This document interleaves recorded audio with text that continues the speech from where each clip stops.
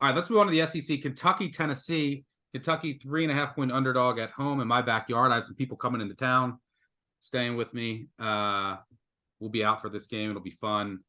I love Kentucky here. I think number one, this is a phenomenal spot. They're coming off of a bye. I'll mention why that's even more important in a bit. While Tennessee is coming off Texas A&M, emotional win, at Alabama, playing for your season, keeping all the hopes alive. Physical game, you're up at the half, and you get demolished in the second half. Now you're playing second straight road game, third straight SEC game. From a rest perspective, from a health perspective, Tennessee's top corner is questionable. Kentucky's going to get a couple starting defenders back. And so the edge is Kentucky here from a spot perspective. Also, over these 2 weeks, I know a lot of people close to the program, so I get reports, and they're always honest. Like sometimes it's like, this is a disaster. Everything is looking a lot better. Most importantly, well, one with the offensive line getting healthier, but with Leary's mechanical issue and his post-injury, apparently like the time off has done a lot of good. So we'll see if he can be more accurate. We'll see if they can stop the drops. Because when I look at this matchup, pretty similar teams, right? They both are really good running the ball. They both can stop the run, and neither of them can really pass. You have Joe Milton, the pumpkin. You have Devin Leary. You can't hit the broad side of the barn. I had a friend who's a photographer. She got hit in the head with a ball that Leary misfired. So, these are really similar profile teams. I make this closer to a pick. I love the spot for Kentucky. I'm hearing really good reports about the offensive line, Leary, some of the things they've been working on over the past 2 weeks. And look, Tennessee, while their run defense has been good, they're outside the top 100 in rush explosiveness. What does that mean? Ray Davis is probably going to hit one or two big throws here. And how do you move the ball against Kentucky? You can throw it on them, right? Their defense has been great all year. And then what did Missouri do? They threw all over them. Georgia threw all over them. I don't trust Joe Milton to methodically move the ball down the field. He's had one good half all year. He is not accurate enough to do that. And Kentucky doesn't allow explosives still. That's just a staple of their defense.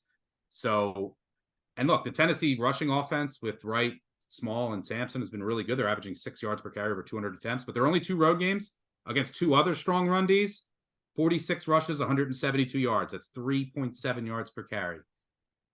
Their overall season average, top 5, that in those 2 games would be outside the top 100. So I really like this matchup. I really like some of the things I'm hearing about Kentucky. I think this offense is going to have some more juice, and especially early on, you can expect some new wrinkles. And with the spot and matchup, I have to take over a field goal here for what it's worth. Mark Stoops, 20-11-1 against the spread against ranked opponents, including 8-1 as a favorite or underdog of a touchdown or less.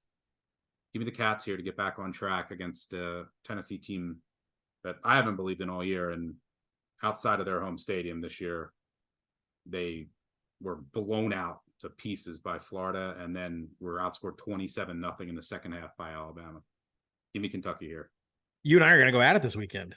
You're on Tennessee? I like Tennessee in this game, but I haven't made a bet. I want 3. I'm not going to get 3. It looks like it's either going to stick at 3.5 or go the other way. Oh my God. I know. Tennessee, that you're backing Tennessee and Oklahoma, these 2 teams that we have been fading and said are fadeable. I know.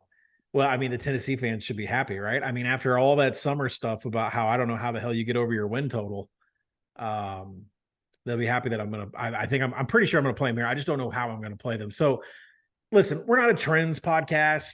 There's a competitive podcast that they make all their bets on trends. It's ridiculous. But one that really popped into my mind was what Stoops is off of bye, because it just feels like that's stuck in my head. So I went and looked it up. He's covered 5 of 17 games after a bye since 2017. There are some coaches that utilize buys differently, whether it's relaxed or structured. Andy Reid, Mark Stoops, whatever, right? Kentucky's not been good after a bye week since 2015. And that's been going on forever. And so when I think about that, I'm not going to dive into what Kentucky's doing in their free time. But when I look at the X's and O's in this, can the Tennessee defense contain Kentucky's one big thing that they do on offense, which is ground explosives with Ray Davis?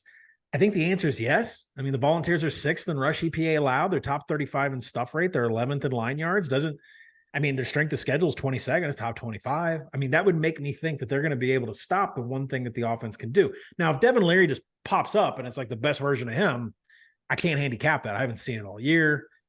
Been really bad reports about the torn pec and all that good stuff. So, I mean, if that happens, fine, take my money because I haven't seen it all year. But the question that I also have, because I'm not a Joe Milton fan, never have been, scared the shit out of me in the first half against Alabama, threading some of those throws and running. When did Joe Milton become a runner? But the question is, can he have success throwing against the Kentucky defense? Kentucky's defense is 70th in defending pass explosives. They're 58th in coverage. So nothing spectacular here. And Kentucky's strength of schedule is 60th, much lower than Tennessee's. Kentucky plays exclusively in cover 3. Milton has had a career average success rate in EPA against cover 3. He really thrives in cover 1, but he's not going to get it here. He's going to get cover 3. So Tennessee covering the 3.5. I'm waiting for a 3, but more important, I think this is going to be a first half bet, like a first half money line bet for me, a little bit juiced. Because if Kentucky can't get it together after a bye week, which historically they can't, and Tennessee is going to show up because of what happened against Alabama, first half is the way to play. So I haven't made a decision yet where I'm going. If I get a 3, I'll play the full game. If not, I'm going to go first half. I will be ready to fire Milton pictures to you when Kentucky My wins this game. Twitter will be ready for you. When I make the bet and put the money down, I'll be ready for you.